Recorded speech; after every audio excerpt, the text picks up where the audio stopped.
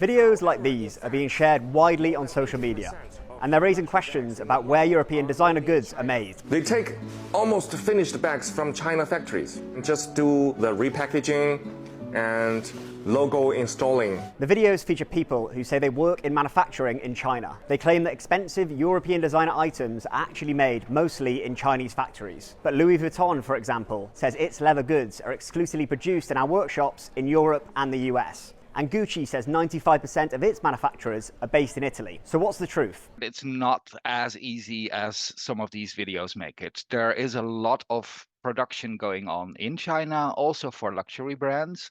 We do not often know exactly because the luxury sector has been very resistant towards opening up their supply chain. On the other hand, not entirely true that in Europe there is then only a label stuck on it. According to EU rules, for something to be labelled made in Europe, it has to go through its last substantial transformation there. Experts say just adding a logo or packaging in France or Italy isn't enough for a made in Europe label, despite what some of the viral videos claim. But there's no clear guidelines on how much of a product needs to be made in Europe for that label to apply. So some production could happen in places like China, even for luxury goods. The fashion supply chain is so fractured. You'll have, the knit of a sweater, the yarn will be milled in one place, dyed in another country, spun and knitted in a third country, then in pieces, and then sent to Italy or sent to France, and where it's stitched together, and therefore wherever the last stop was and the last bit was, they can put it was made in France. Meanwhile, Lululemon told BBC Verify